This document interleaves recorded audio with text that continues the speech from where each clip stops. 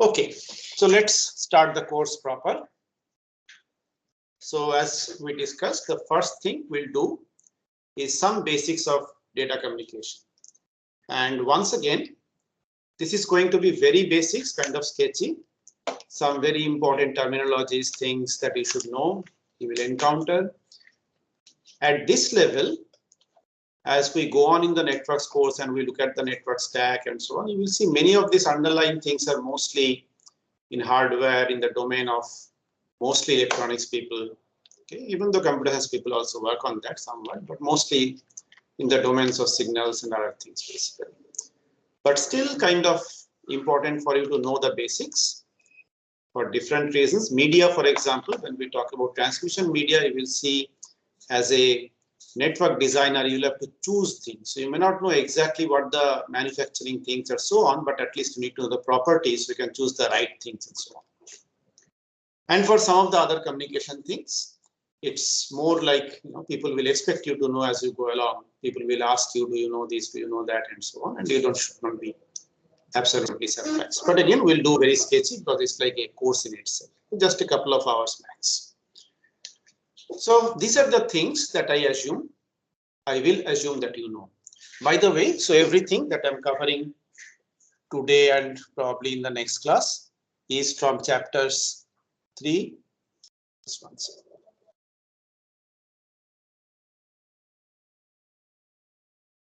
It's perfectly. Give me a second. It's working perfectly 5 minutes back.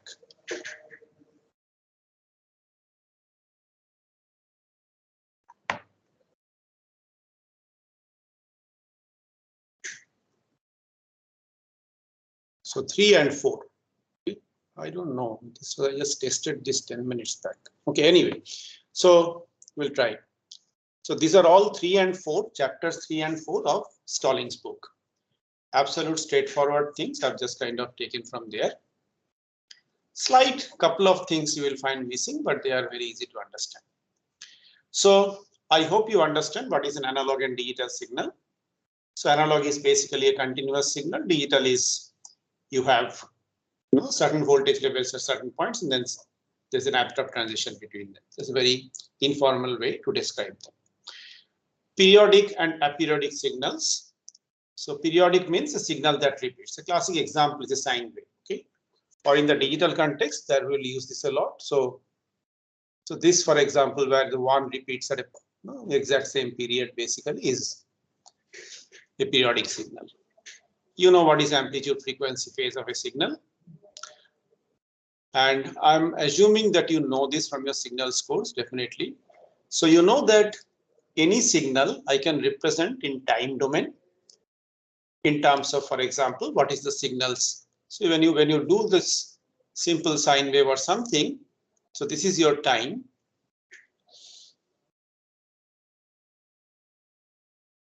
I have no clue what is happening. This worked right for 15 minutes just before this, just because I had a problem earlier.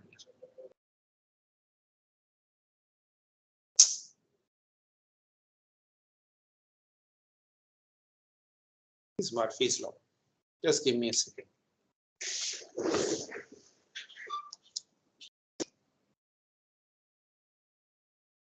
So this is your time domain. There's time domain representation is that every time I specify what the signal value is. Okay, it can be an analog signal or a digital signal. But then you also know that if I do a Fourier transform analysis of a signal, then I can get what is called a frequency domain representation. Which means, so if you have this just one sine wave of frequency some f, then its frequency component is only f. But any other arbitrary signal, basically from whatever, be it analog signal, the digital signal like this, whatever. So you know that any signal can be represented as a combination of sinusoids of different frequency, amplitude, and phase. Okay. So that is what is called the frequency domain representation. So basically find out all the different frequency components and what are their peak amplitudes, phase, and so on. Okay. Now, if we understand that, the frequency domain representation, then spectrum is nothing but the range of frequencies that will contain. For example, if I took a sinusoid, the spectrum is only this f. Okay, whereas if I take the digital signal like this at the top, it's actually the spectrum is infinite. And then bandwidth is nothing but the maximum frequency minus the minimum frequency in the spectrum. But then, so these things I think you know these things, right? Frequency domain representation, Fourier analysis, and so on. And yes, no, please. Yes, sir. Yes, right. Okay, that's why I say assuming that I'm just going through it very quickly. But then we'll use a term called. I have no. This is really disappointing.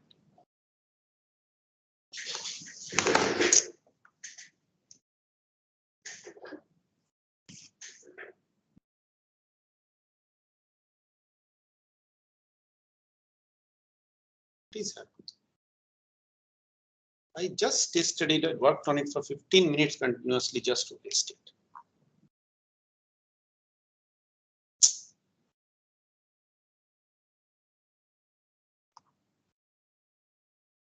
Okay, let's do it slowly. Seems to be working. Well, give me 1 minute, otherwise I'll just leave it off.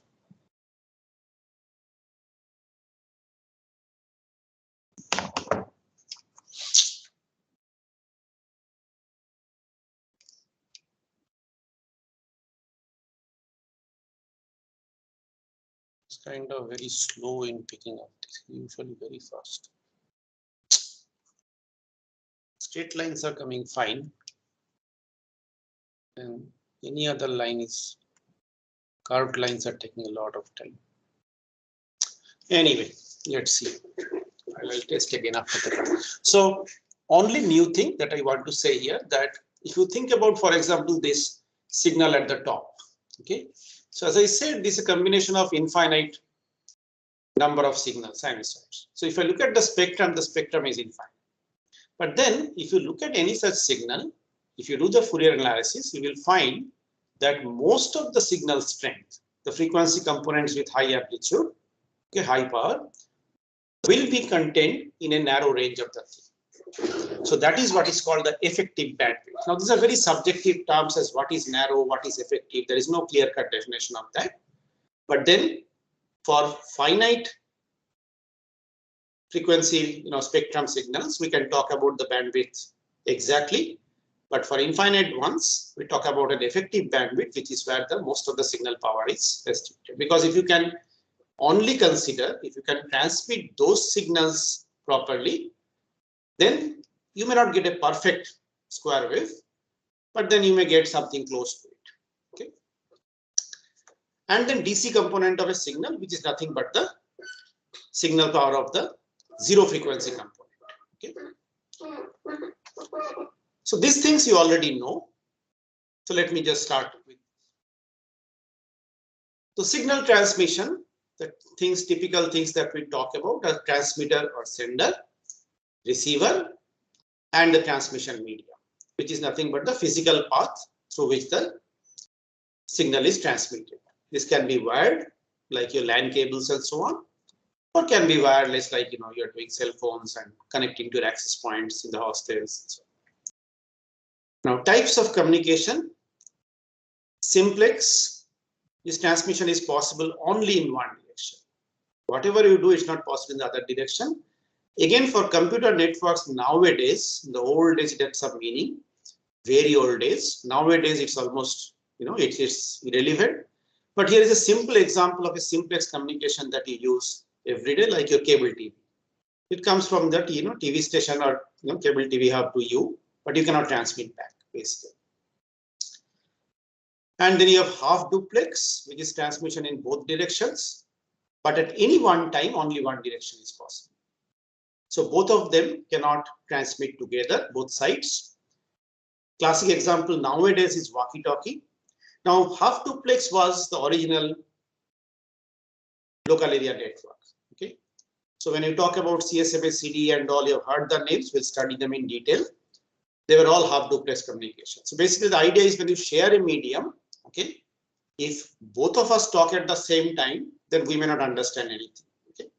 Now here, in terms of speaking, we still understand some parts of the words or something, but just think about two, signals being transmitted on a shared media together, then it will get garbled.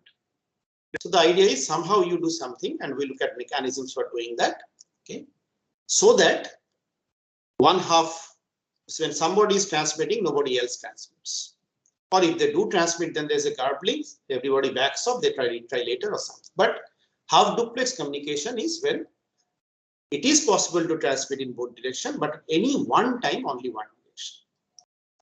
Most computer networks nowadays are full duplex, which is simultaneous transmission in both directions is possible. We'll see how that is possible.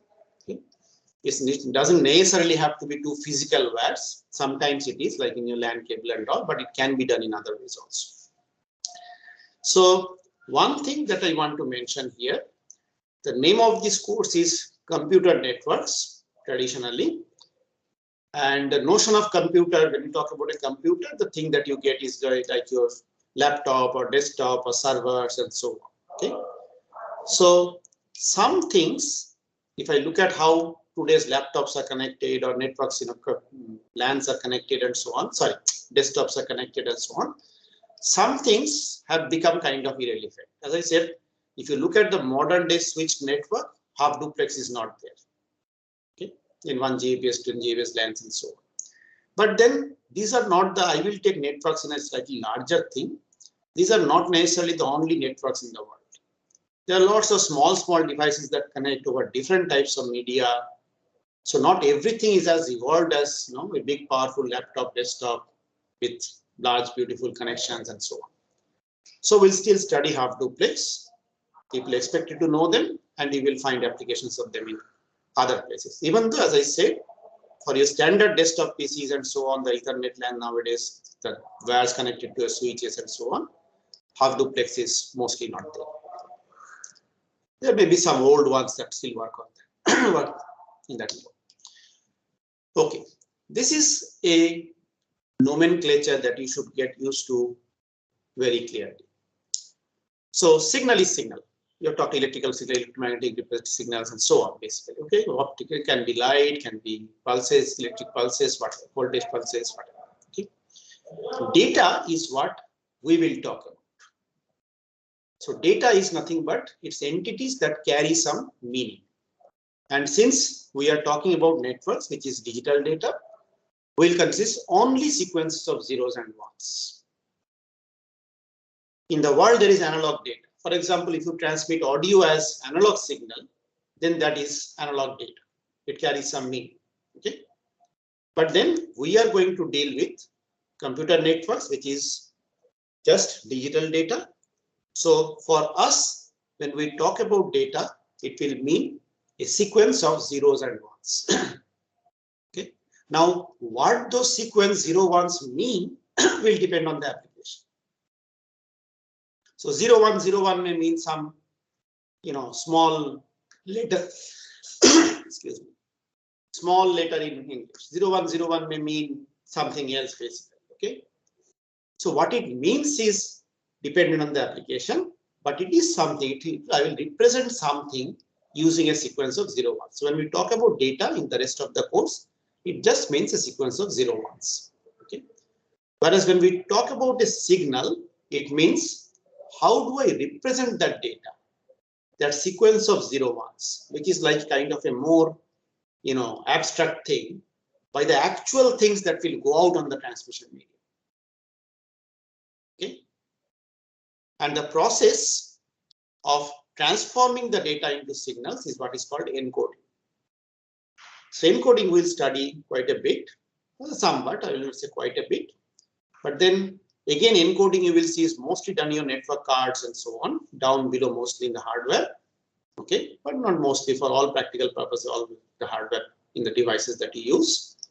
But again, it's good to know that the reasons out there why things can go wrong and so on. Okay. And the other thing is that I can represent the same data, which is again a sequence of 0 1s with different types of signals.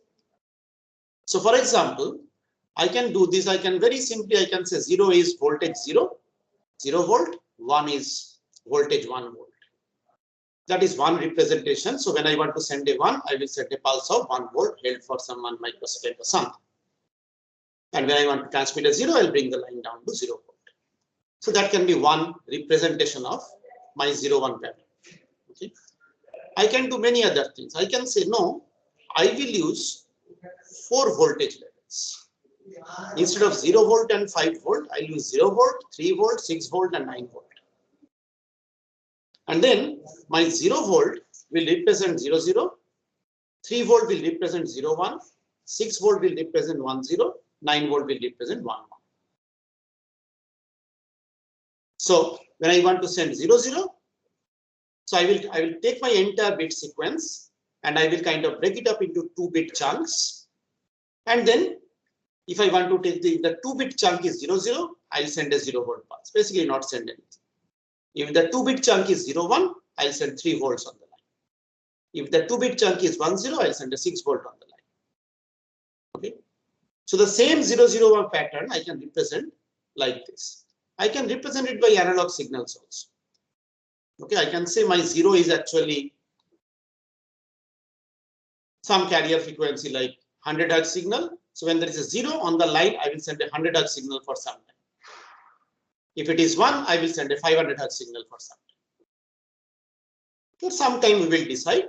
So the other end, the receiver will look for the signal, look at it for that time and say, oh, 100 Hz, that means you have sent a 0. 500 Hz, that means you have sent a 1. Okay. So even though we are trying to send only digital data, 0-1 patterns, the signals that represent the data can be either analog, like this frequency example I gave, okay, or can be digital. Okay. I can also do amplitude basically. I can send for example 0. I say I'll send a sine wave of amplitude 1 volt for some time. When it is 1, I will send a sine wave of amplitude 2 volts for some time. Okay. Now there are pros and cons of doing this. That we'll see later. But all I'm trying to stress is that I can represent the same data, which is nothing but a sequence of ones and zeros, okay, by different signals. They can be analog and varying types of analog. They can be digital, varying types of digital. Okay. And transmission is nothing but the term that is used is communication of data by propagation of signal. So this data and signal thing is very fundamental, very simple to understand.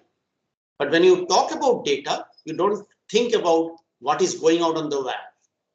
But when you talk about signal, you think about what is being actually put on the wire or wireless, whatever the medium is. Okay. Most of this course, beyond the first few hours, 5, 6, 7 hours maybe, we'll talk about data only. Because by then we know that lower layers what is happening. So how do we measure? What are the units of signal strength? Rather than how do we measure, there are standard ways of measuring it. So typically we can specify in absolute signal strength. You can say so many watts, so many milliwatts and so on. And you all know what milliwatt is and so on. But typically in the field of communication, you will see there's something wrong in this thing, but okay, I'll correct it. We specify in decibel, okay, because lots of time we see, so dB stands for decibel, okay. Let's try if it magically come back or not. So it's actually taking a lot of time to sense. That's what I feel. Okay. So today is also, I apologize. I actually tested for around 10-15 minutes continuously by writing on black slides. But anyway, I don't know what is happening. So I actually positioned it perfectly where it was working and so on. It's still not. Anyway, so this is what is called decibel. Okay. And this is how it is defined. So it's a relative signal strength. So lots of time we want to know if the transmitter has sent so many watts, what is it that the receiver will receive? Okay. So if I just say the receiver has received 100 watts, it may mean that it's a very good signal if the transmitter has said 110 watts and some signal, some power is lost in the transmission, or it may mean a very bad signal or very bad transmission system if the transmitter has say 200 watts and I received only 100 watts. Okay. So typically we say in dB, and this is the definition. So P1 by P0, and we will use P1, P0 in different contexts and different things. Okay. So it's obvious if P1 equal to P0, it is 0. If P1 greater than P0 is positive. If P1 less than P0 is negative. So if you think about an amplifier, something that amplifies signals. So P0 will be kind of your input signal. P1 is the output signal. Since it amplifies, then P1 will be greater than P0. So this will be positive. So we typically say it's an amplifier with 10 dB gain, 20 dB gain. Okay? Which means if you give me a signal P0, then this ratio 10 log P1 by P0 is 20 dB. Is 20. Okay, so whatever P0 you give, I will give an appropriate P1 so that 10 log P1 by P0 will be 20.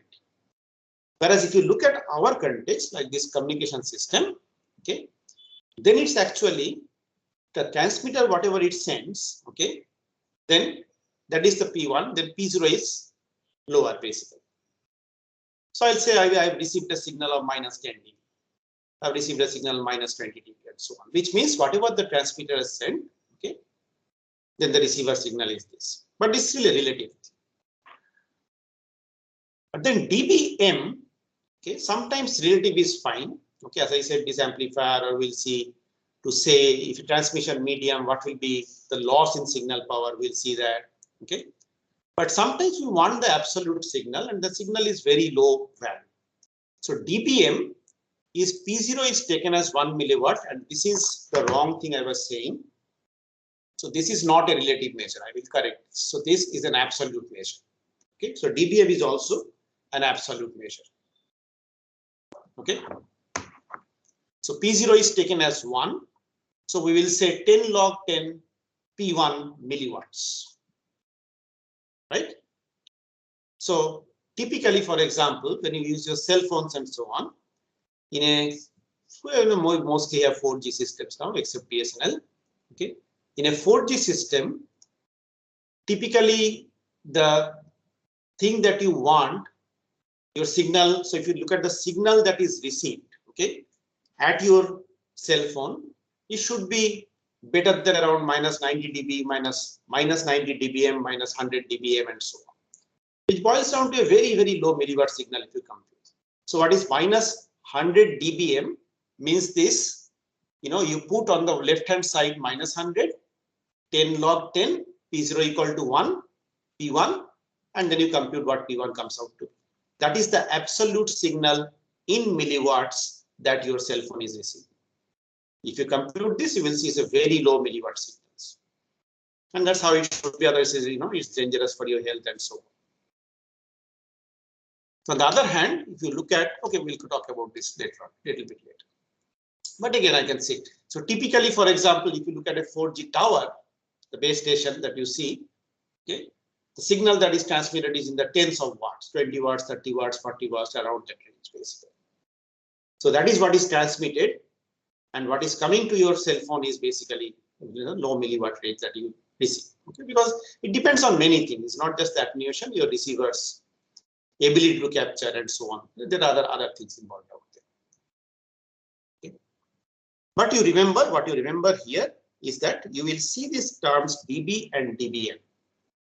Okay, remember that dB, this is what the definition is. So you need to look at what is my P1, what is my P0 here when I talk about dB. And dB is a relative power. It is unitless.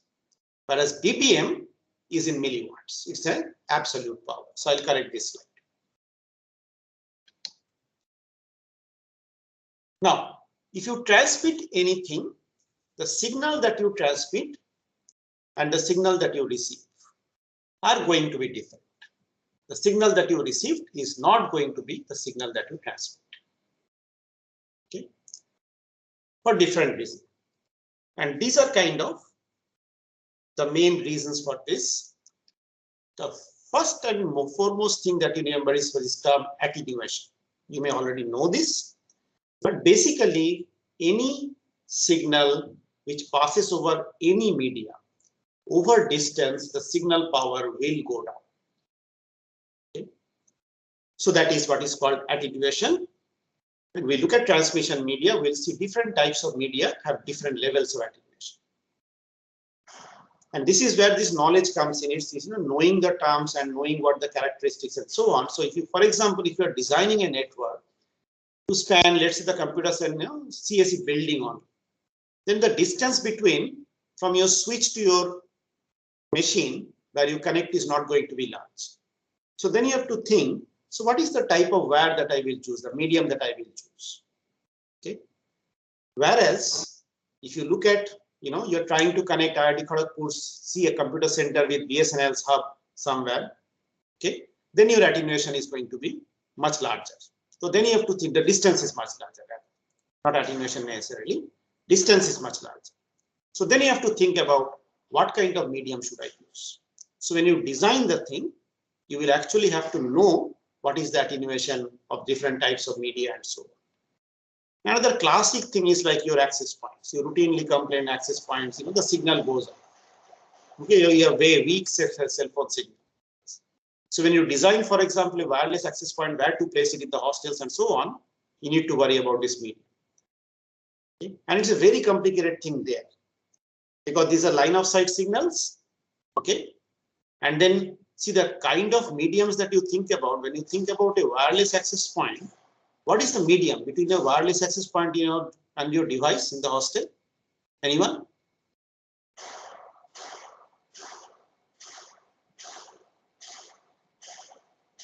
Are you with me? So the medium is air. I mean, because Okay. it's wireless. So. Right. So it's air. Okay. But here is the problem. Okay. There is also other mediums that come into picture. It goes through your walls. Yes. It goes through your door. And we have, so I was the computer center head for some time, so don't kill me. Okay.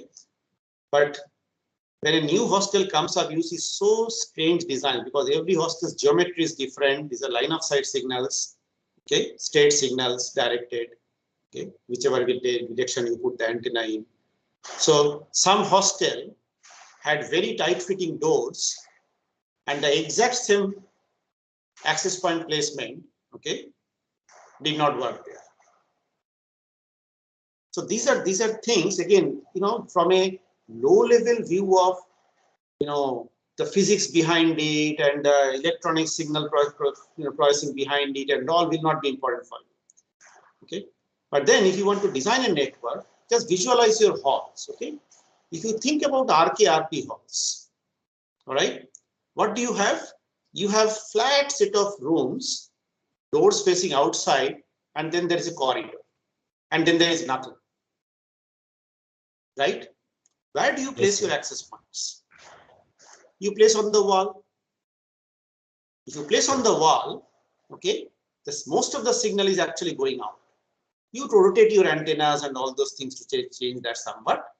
Okay.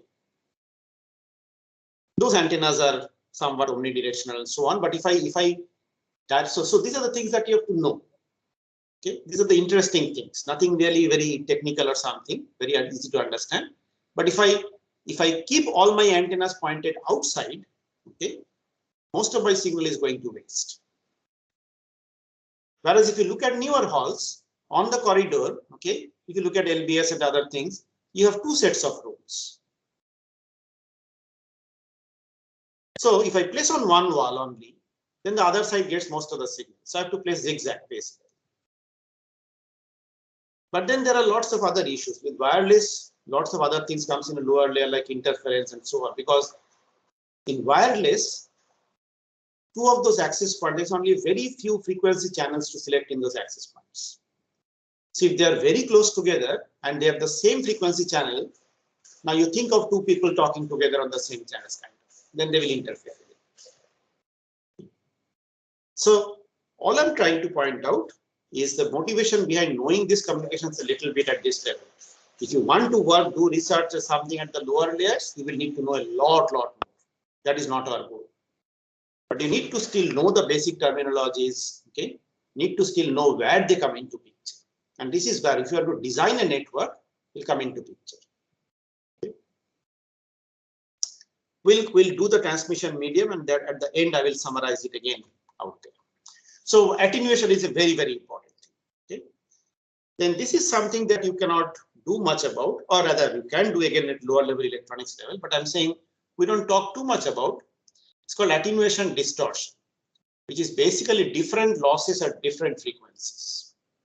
Not only that, as you have noted, any signal is a collection of frequencies. Okay. So not only is it attenuated over a distance, but different frequencies are attenuated by different degrees. So which means at the other end, if I look at the time domain representation of the signal, and I say at any one point of time, these 5 signals are contributing, these are the amplitudes. Okay. Then the sum of those amplitudes will not be the same as the sum of the amplitudes, or even not proportional to that also, because some of them have been done more than the others. So then there is something called delay distortion.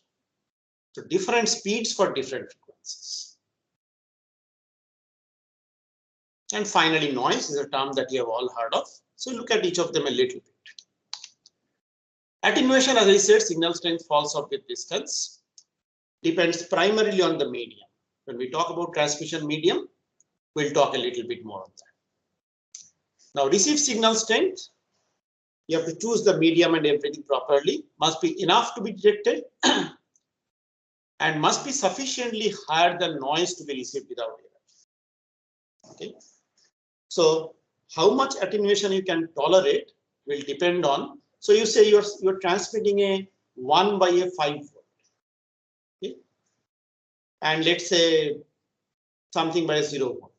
Now at the other end, what will you do? Will you look for exact 5? We will not. You will have a threshold, logic threshold in the electronic circuit, and it says if it's more than this, I'll take it to be a 5. If it's less than this, I'll take it to be a 0. Because a noise can increase the 0 somewhat also, can decrease the 5 somewhat also. Are you with me? Yes, no?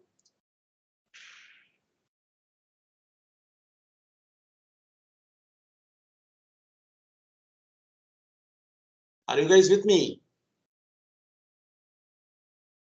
Yes, sir. Okay. The answer something, because what happens here is that I can only see because I'm doing full screen, the screen out there. So sometimes even if the connection gets cut, I don't get to know till sometime. Anyway.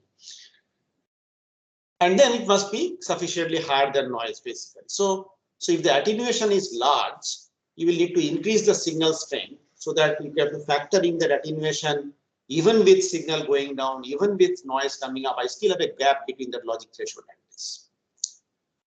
And it's an increasing function of frequency. Higher the frequency, higher is the attenuation in general. And this is how we specify attenuation. So it's a function of distance. Okay.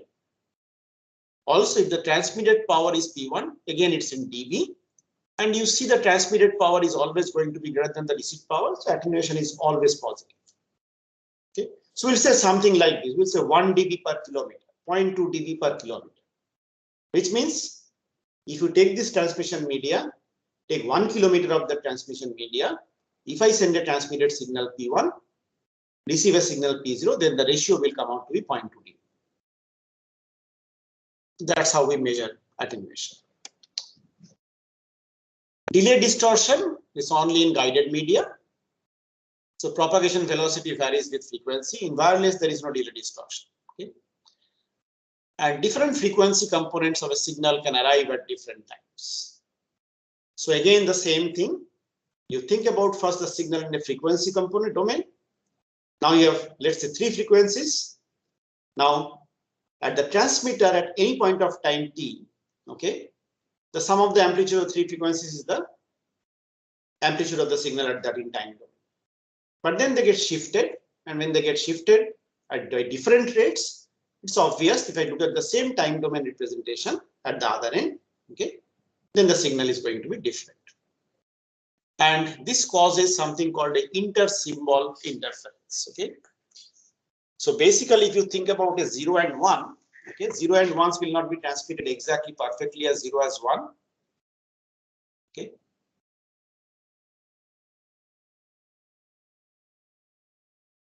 So signals when you transmit do not rise exactly immediately, and first will take some time. And now when you go to the other end, what will happen is this will spread out a bit, and then this will spread out a bit, this will spread out a bit, and so on, because some of those components which are supposed to arrive by here is starting to arrive here, and same thing out there. And if it's too much, then you understand some power is taken off from here, some power is given off here. So some of your ones are interfering with the zeros, and if there is too much interference, the zero will rise too much or one will go down too much. And once again, this logic threshold that you're using to say above this is 1, below this is 0, will wrongly detect it. 1 as a 0 or 0 as a 1. So here is a simple example. It is not too much of a distortion, but if you look at, these three components which are all in phase, okay? In phase means whatever, that this is a reference phase basically. And then if you look at here, if I look at this signal, then with respect to this one has slightly shifted. Okay, this one has slightly shifted. And if you sum them up, you see there is a slight distortion now coming here. Not too much. This has gone down a little bit. This has been a little flat. Little bit distortion. So this is not too much. Okay. But then if you have many different frequency components at high power and the type of media is such that delay distortion is larger, okay, then you have a problem. Noise is noise. Okay. It's unwanted signals inserted. They are not coming from this. So if you look at, delay distortion, attenuation, etc. It's all we are talking about the actual signal being transmitted, nothing coming from outside. Noise is something that comes from outside. Okay. And the types of noise, again, the thermal noise, you need to know the definition. Okay, not the exact definition, but what it is. Okay, let's go through it anyway. So thermal noise is something that is always present. It's a white noise, it will be there in any media. Okay, there's a way to compute it. It depends on your temperature. So there's a Boltzmann constant into Kelvin temperature into the bandwidth. You don't have to remember this. But what you need to remember, it depends on the bandwidth, or even that you don't need to remember. I'm just telling. Okay, so it depends on the bandwidth and the temperature. Okay, it's always there. You cannot do anything about it. But it's kind of uniform. There's no spikes or anything.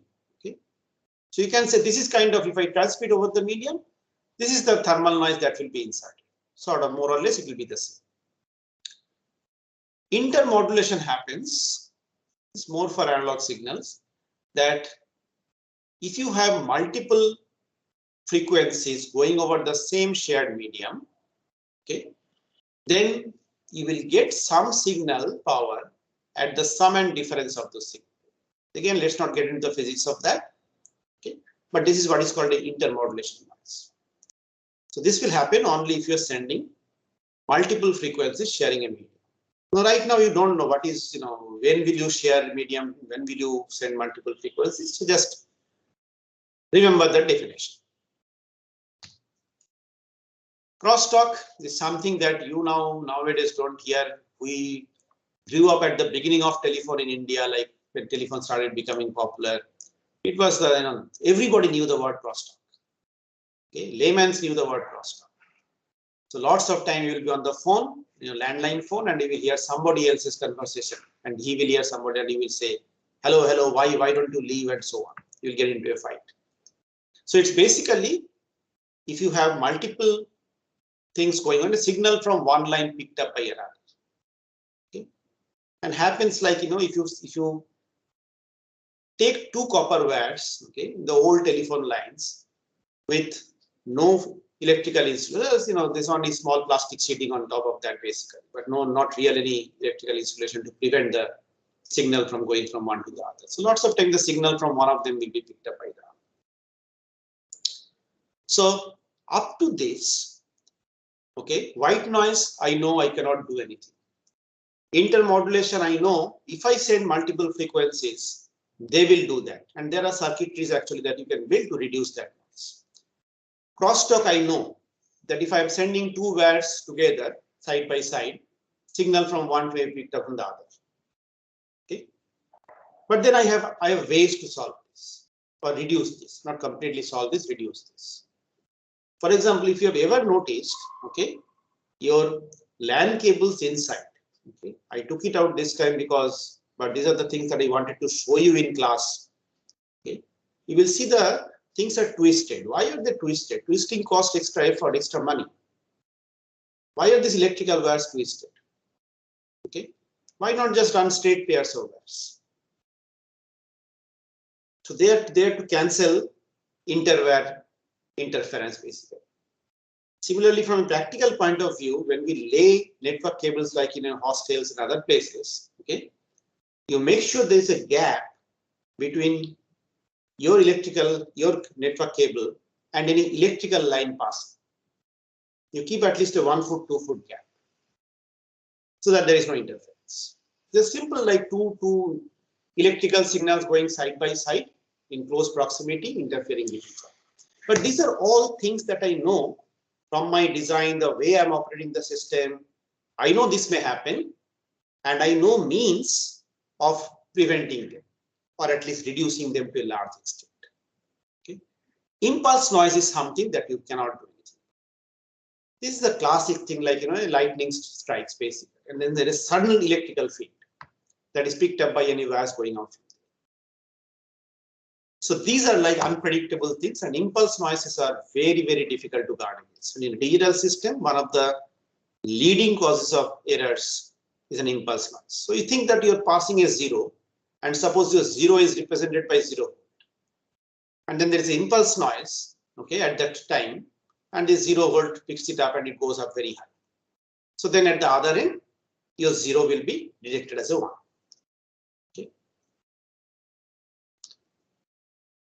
So remember the definition, remember that white noise, just remember it's something that will be present in any media, you cannot do anything about it, okay?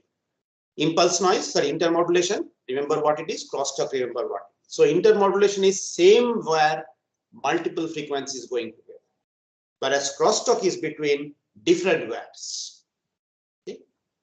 And then remember impulse noise, it's usually short duration, high amplitude, almost not predictable, but still means when you lay cables and all, okay, especially in industry environments, basically you are laying cables in factories and all, what are the sources of things, something happens, people will do a lot of welding and so on, okay, so the sources of electric things. So even though not unpredictable as lightning, what is there going to be any in close proximity anything electrical turned on which will suddenly have a high voltage.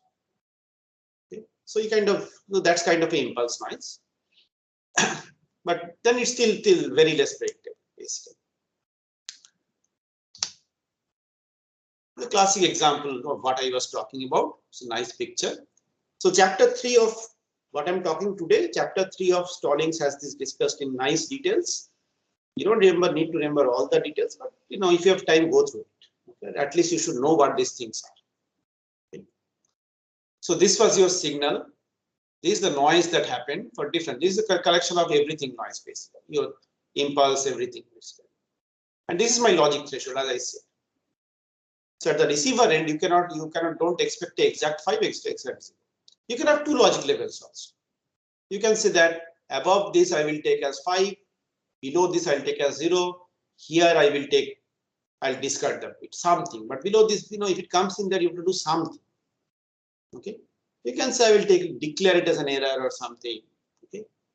But then that does not help you because this may be an error also. So typically we have one logic threshold.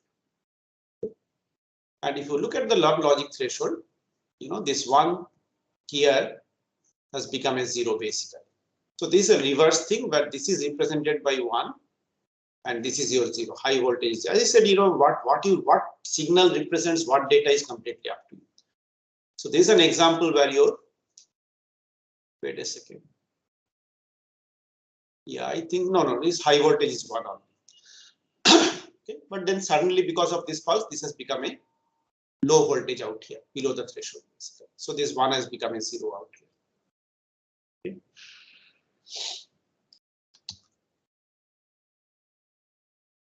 And here is another term that you will see where it's called a signal to noise ratio, SNR. Okay. Again, it's in dB. It's 10 log signal power by noise power. Now, signal power should always be larger than noise power if you want to do something meaningful. Even though you will see systems with signal power less than noise power. Okay, but then that's not a good system. We can only do very low data rate things basically. Okay. But then what is this noise? So this noise, okay, and this is where I needed to write, is basically white noise. Okay, so this is not working today, but this N noise power that I'm talking about is basically that thermal noise or white noise only. Why do you think it is so? Because all the other things can cause noise, right? But why do I consider only thermal noise or white noise? SNR, you will see, is a very important. Lots of times, what is the SNR of the signal? Not in our case, because we'll move on to the higher layers, but when you deal with signals and all. Why do you think? Any idea, any clue? Sir, maybe because, like you said, white noise is more uniform. Yeah, it's uniform, okay, and it's measurable. Yes. Okay, there is a very clear formula for measuring white noise. Okay, and so when you design a system, intermodulation and crosstalk, you say, oh, let me design the system to reduce them anyway. I'll have twisted pairs. I will electrically insulate them so one of the signal doesn't go to the other one as much as possible. Separate them, etc. Okay. Then I'll send these two frequencies, but I'll put guard bands. Different techniques for that. Okay. So I will reduce them. The impulse noise, I say I cannot do much anyway because I cannot predict it. Okay. But then at the receiver, when I receive this thing, I'll say, what is my signal to noise ratio? I know what the measured signal. I know the temperature. I know the bandwidth of the medium. So I say my noise will be this into this, basically. Okay, we'll just do quickly couple of slides. There's hardly anything. As I said, we have analog transmission. Finally, the digital data. I can send over analog signals, or I can send over digital signal. So when I send over analog signal, okay, signal will be attenuated over distance. That will be true for any signal, analog, digital, anything. So what do you do for analog signal? You will put amplifiers in between. When the signal becomes very low, then you will amplify it. You'll put the signal level up. But the problem with this is that the amplifier cannot detect which part of the signal is the original signal, which part of the signal is noise. If you look at this example, how does the amplifier know? Okay, it's an electronic device. It does not know what data you are sending, what this is carrying, what is the encoding, nothing. So it does not know whether this is the signal we actually wanted to send or what was the actual signal, so that I know what the noise is. So the amplifier will amplify everything, including noise. The long distance communication analog is bad because by putting multiple amplifiers, you can boost the signal strength, but then along with that, you will boost the noise also. So typically, analog signals will not be used for long distance communication in the domain of for carrying digital data. But for digital transmission, that means digital data encoded with digital signals. Okay? We'll see different encoding scheme later. I transmit a digital bit pattern. Okay, and again, just like that other example, the integrity of the pattern will depend on noise attenuation. Some signal will go down, some noise will come in. Okay, so disadvantage is higher attenuation than analog signal. So analog signal, I can place amplifiers at higher distances. So for digital signals, what we do, we place what is called repeaters to handle the attenuation. Attenuation will be everywhere. Okay? But then the advantage of repeater is repeater knows that it's a 0-1 pattern at least. It does not know what the thing is, but it knows a 0-1 pattern. So it will receive the signal, it will extract the bit pattern. Okay. And then re-encode it and transmit it after boosting the signal levels and appropriate levels. So if you had something that was this, which is received at the receiver as something, okay, and the logic threshold of this here, it will still detect it as 1. So what goes out of the receiver is again a clean signal like this. It is not just amplifying it, is extracting the bit pattern from here, then putting that bit with the proper same encoding onto that thing. So noise is not amplified. So even though I have to place repeaters at shorter distances, it is the preferred mode of communication over long distances. Okay. So that is exactly just what we have said. Longer distance possible over lower quality lines, lower cost. As the other two, don't worry about it. We'll see. So we'll stop here, then do the channel capacity and transmission medium, and then I will summarize what you need to know and so on after that. So I'll put up the slides. I'll put up the reference also. It's chapter 3. Right now, what I've talked is all in chapter 3 of Stalling's book. So thank you. Do you have any questions? Otherwise, we'll close.